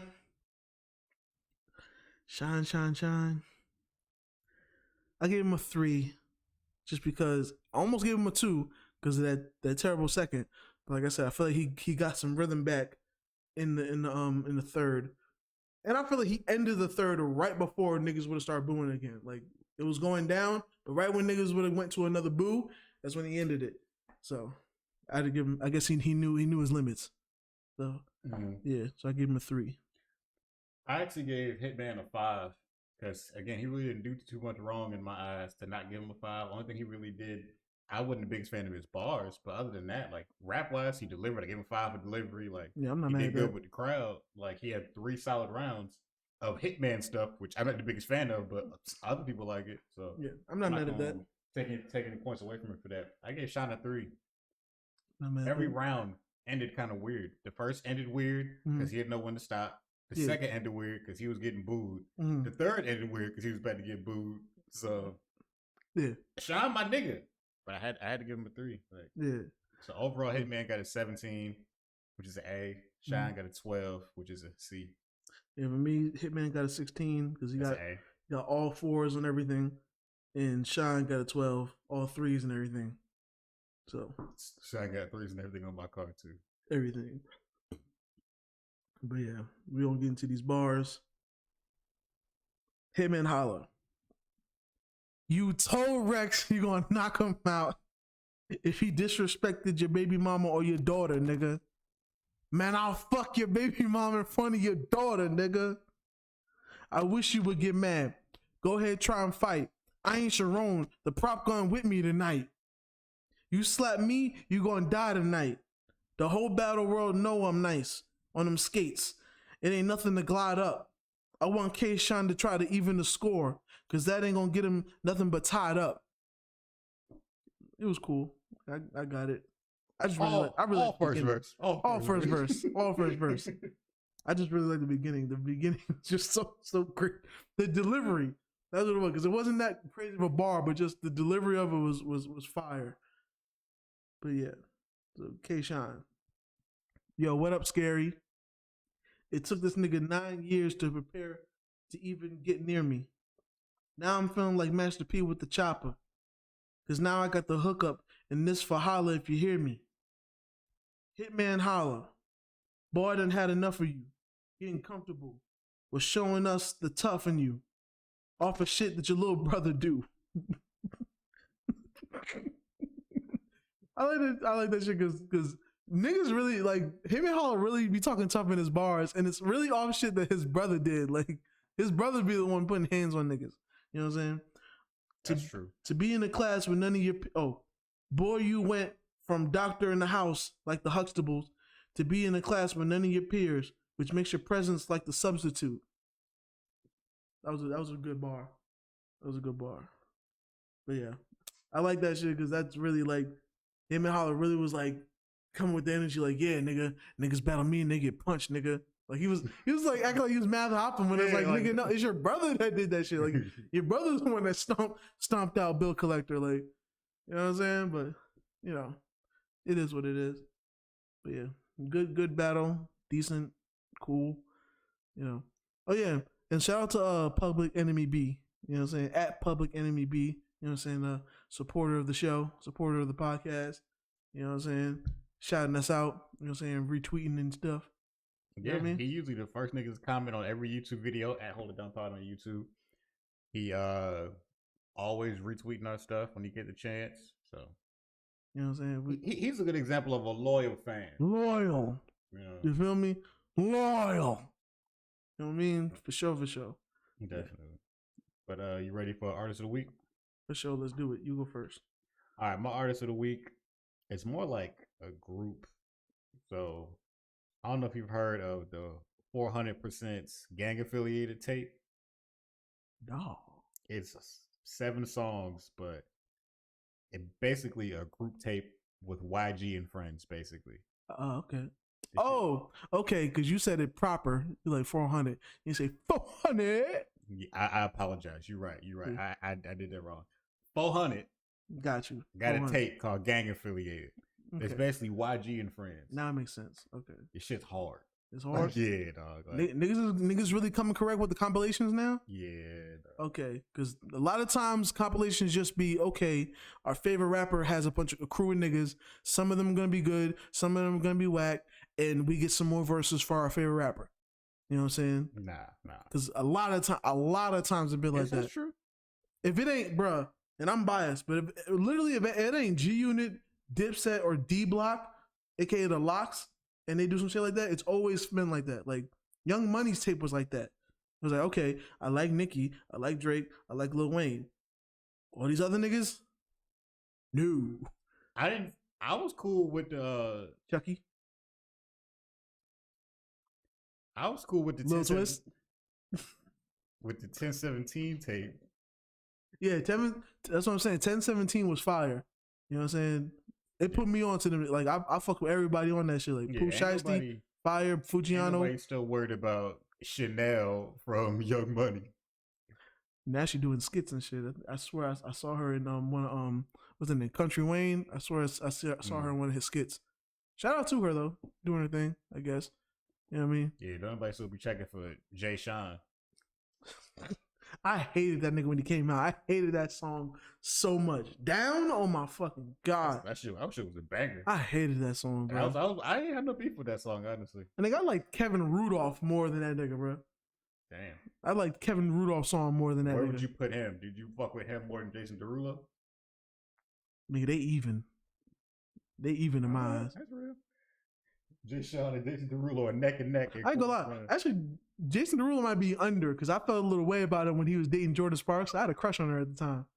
You know what I'm saying? I was like, why she going with this about to come out the closet ass nigga? What's weird is don't nobody like Jason Derulo, but somebody has to because the nigga be getting money from TikTok and some type of music. Like, yeah, somebody has to listen to his stuff. He one of them niggas like him, Flow Rider, like Pitbull. Like he really showed me that I'm like, yo, the world is bigger than me because this nigga's obviously a millionaire. He's obviously popping somewhere, even though I never see this nigga ever. You know what I'm saying? But them niggas, they somewhere. Look, yo, go on one of these things, see they streaming numbers.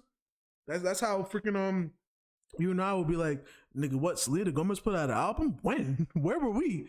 I'd be like, oh, you mean the album that did freaking 1 billion streams? Like the one that went 3 times platinum already? Hers is different though. I'm confident she be having them little farms where niggas just play songs all day though. You know what I'm saying? Oh, like, for sure. Where they be fabricating numbers. Oh, for sure. I ain't gonna lie. I seen Justin Bieber's number on his last album. Not this one that came out, Justice, but the one that came out before, Changes. And that, it did good for a regular nigga, but for Justin Bieber, it wasn't the same. It wasn't the same amount of plats as his other shits. You know what I'm saying? I think that was right when he, when niggas like was, there was a little Chico thing that Chris Brown did when he would send out, instructions on what to do with his streaming shit and tell his fans to do that. You know what I'm saying? When niggas try to call out when Selena Gomez and Justin Bieber trying to do that shit. It's because it was a combination of them trying to do it, but also they just chose the worst time because that's when Roddy Ricch had the streets on lock. Yeah. And niggas was like, yo, why y'all all trying to hate on Roddy Ricch getting his #1? That's when they turned it. If they did it to anybody else, people might have been like, all right, cool, whatever. But it's because Roddy Ricch was getting it out the mud. And it made them look bad. Yeah. Also, I like that reference right there. You know what I'm saying? For Roddy Ricch fans, y'all will know he just did. But yeah, and it's also like, you know, Roddy Ricch is like, he's about to get his first. So it's like, nigga, don't do that farm shit against a nigga trying to get his first.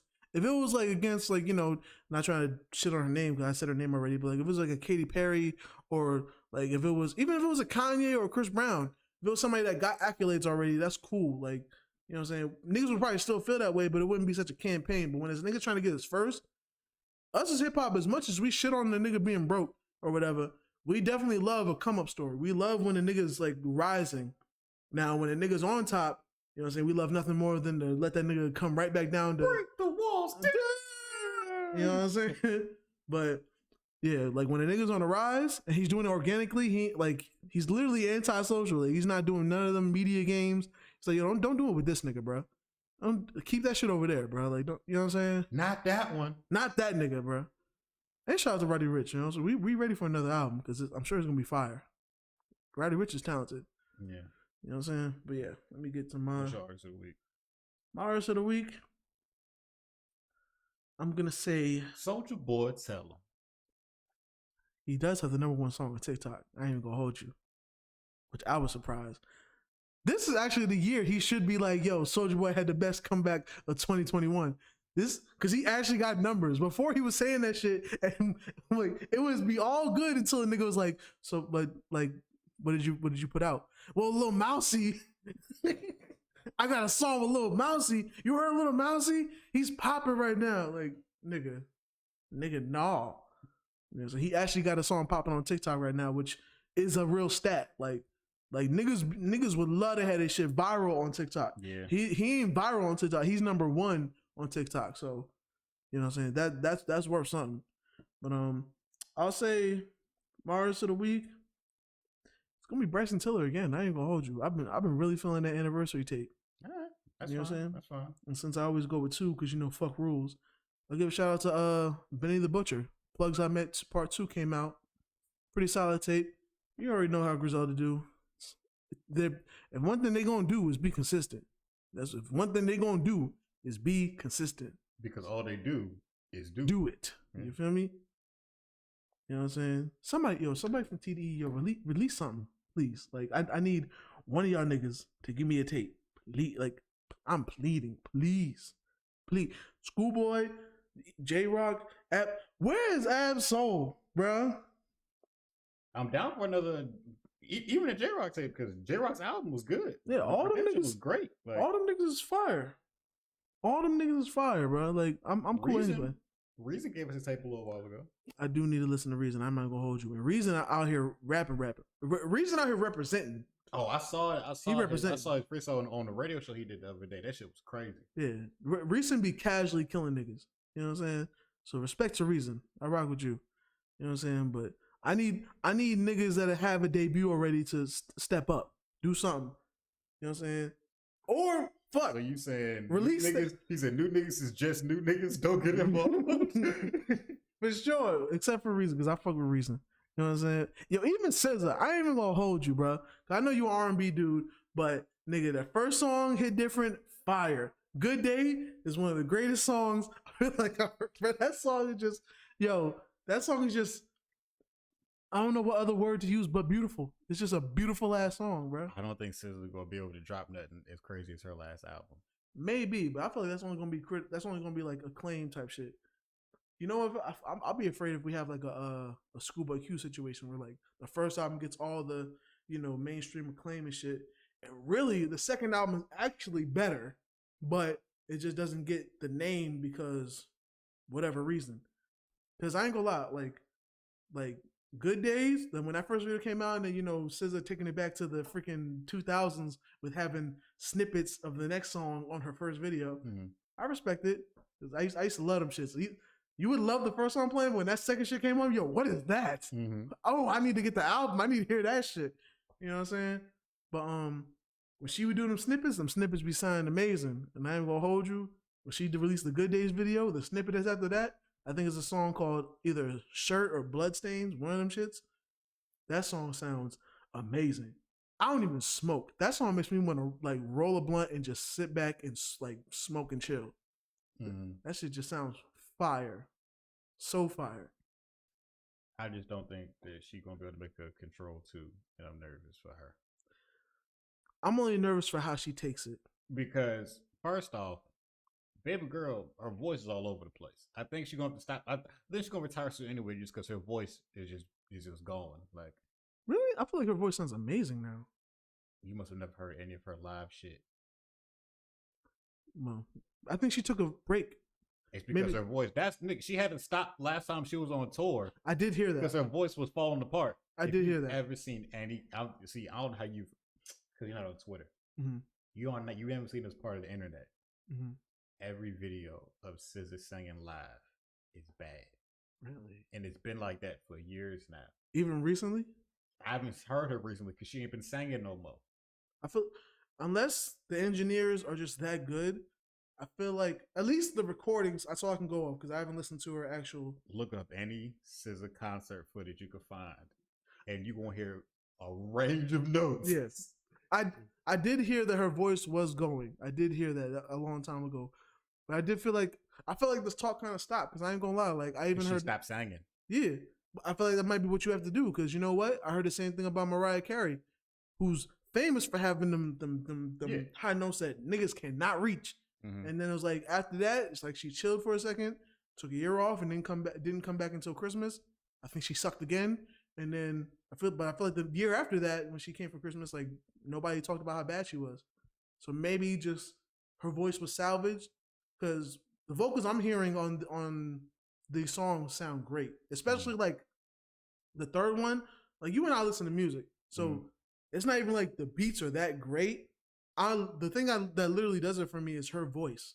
Mm-hmm. Like she just knows even me and my girl talk, like she knows how to convey female emotion in her stream of consciousness with great notes attached. So that's what does it for me. Cause you and I, like we're dudes. So we'll like music from women, but we may not relate that much because it's just a different story. But when it sounds good and pleasing, just like musically and aesthetically, then I could rock with it. And that's what's doing it for me. You know what I'm saying? First two songs, I don't even know what the songs are about. I know when I hear it though, it sounds great musically. The notes are beautiful. You know what I'm saying? So that's what I'm looking forward to. Look, you might know something I don't know, and that's fine with me. If you say SZA sounds good right now, I'll take your word for it. She did. And I'll be on the lookout. She did do one video too of her singing her first two songs, "The Hit Different" and "Good Days," and it was just her in her bed singing it. Had two dudes, you know, just playing the same notes back and forth, and you know, she went through both songs, and you know, they both connected, and she sounded great. She sounded amazing. Now I said it's still produced, so it could be the engineers producing it well, but who knows? I think maybe she just took a break, give her voice time to heal, and maybe it came back with a vengeance. And you know, if she ends up becoming the biggest thing in R&B again, we just know, okay, just not as much shows this time. Yeah, she probably just can't tour. She probably had to pull a Summer Walker where she just dropped the music and that'd be it. Oh, what was it talk about? Summer Walker said that she hates her job. You saw that? She always says she hates her job. That's look, boo. And I feel like she's doing it too much to the point now where niggas have turned on Summer Walker. Niggas, I saw tweets where niggas was like, niggas tweets was like, your music don't be good enough for all the drama that's attached to you. Like, you always say some dumb shit. Like, your music is good. But every time niggas turn around, it's never about to niggas. Yeah, sure. To niggas, yeah, to niggas. To women, they still with her. Her music is good. Cause you know what? She's not good. I feel like women know other women, so women will know when that women are liable to say some dumb shit, but they just keep it between themselves. So they still rock with Summer. Summer can still do no wrong there. I ain't gonna lie. Speaking of Summer too, and speaking of bad voices, I listened to her first tape and really realized how much this chick could not sing. Like those beats were good, but vocally on them shits, the only one the one that made her big, Girls Need Love, that might be the only one that had no vocal flaws. All the other ones, I was like, this, I don't even like listening to the first tape no more because like it's just a waste of beats. Like them vocals are just, I was like, yo, she literally at this point was just the cute girl that she might be going into songwriting. I feel like just the voice. The voice stay behind the scenes. The voice sounded terrible. The voice sounded terrible, but somewhere along the second album, they figured it. They got it together because them notes is hitting now and it's great. But that first album, boy, that's why it could be the engineers because also at that time she didn't have a budget really, so she couldn't pay engineers to know what they were doing or get engineers that knew what they were doing and make that shit sound good. But I've also heard people when they criticize her live show, they don't criticize her singing ability. They criticize that she don't move. And then now that's become a thing. Like now it's like we don't want our singers to move. Like if that's not you, if you Janae Aiko, you can sit still, just create the vibe. I understand that. I get it because like it's a throwback to like old like R&B jazzy type singing. They didn't dance it; it would just chill, and their voice would fill the room. Yeah. Modern singers, it seems like their voices don't be filling the room. So a lot of them, they stylistically. They may just have to be the sit down type singers, like you're saying. Yeah, you got to be the vibe. I just don't know what it is about modern singers where it's like I guess they don't train their voices in the way to where they have the range or like you get what I'm trying to say. Well, it's something about older singers where their voices were powerful. Well, they have no artist development these days, so like you can have somebody that's just raw talent, but you'll have. Somebody will recognize that raw talent and actually know what to do with it and cater to it and develop it before they come out. That's why their first album will sound amazing. You know what I'm saying? That's why you'll even notice like artists like Keisha Cole. She was popping in the beginning because she had label support, and then when you change labels, the support ain't there. So then it's just like you think the music changed. Nah, the music ain't changed. Just she had a machine behind her because they invested in her. And it's like, yo, we got her trained. We had her singer lessons. Like. She, so we developed her, and now she ain't with us no more. So she with somebody else. It's a new boyfriend. So he don't know what to do with her.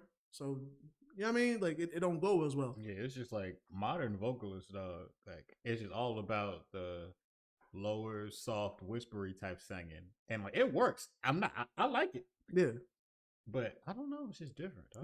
It's just a vibe creator. It's just a vibe creator. Because, you also sound different when you just got mad reverb on your voice and shit. You know what I'm saying? It ain't like a show. Like, only a few may have, like, shows still. Like maybe a Kehlani might have backup dancers for some songs and shit like that. But that's also like, I ain't gonna lie, like niggas like me, I don't even like my R&B to be that polished and shit. I kind of like the vibe shit. I don't really like that song that you're gonna come out and you need to have background dancers and you need to do moves with the people. Like, you know what I'm saying? We can save that for Beyonce and, you know, the big production people. But when you just coming out, like most of the time, I want you to create a vibe. I want you to make some shit that's gonna sound really good when I'm driving at nighttime going past, you know, the street lights and shit. Which that SZA song Shirt is that fucking boy. That shit hit different, boy. Well, that's gonna do it for this week's episode. I didn't expect this to be an hour and 45-minute episode. That's what I do, nigga. I make shit. Never mind, I ain't gonna say it because it's gonna sound bad. Well, what's one place where you don't sound bad, Quan? Is it on your beats? Where can they buy one of your beats at? If you want to holler at me and get some beats, you know what I'm saying? You can follow me either on my Instagram, SAYQUAND. You know what I'm saying? You can follow me there. I post up beats all the time. And I got links to my BeatStars over there. That's also SAYQUAN.beatstars.com. You know what I'm saying? The link is in the bio if you're really having trouble with it. You know what I'm saying? Holler at me, you know what I'm saying? Talk to me, I talk back. And, you know, so you can also find us at Hold It Down Pod. Shoot, if you send a message over there about some beats, it'll get to me. You know what I'm saying? But yeah, where can they find you at, Bloody? Well, if you want to be snug like two bugs in a rug, you can holler at your boy over at High Tide Power 1. I'm gonna drink to All that. my socials are the same. Drink to that. If you want to watch me stream, I got my Twitch up. I mean, I'm saying it's not running, but it's up and it's gonna be stuck. So that's at Not Bloodbath. What if they want to watch you? They want to watch me on this nigga in UFC, that would also be at Not Bloodbath. And then if they wanted to see me crank that ass whooping, that would also be over there at Not Bloodbath. And then, like Quan said, if you just wanted to see me talk my shit all the time, head over to the YouTube at Hold It Down Pod. While you're there, go ahead and give us a follow. You know what I'm saying? Subscribe. You know? Hit the notification bell type shit if you want to. You know what I'm saying? Like, we out here, you know what I'm saying? Putting out content for the streets. You feel me? Definitely. And like I always say, just remember to tell a friend to tell a friend. And tell a bitch to tell a hoe. And remember, the South gonna hold it down. Pip diddly do, motherfuckers.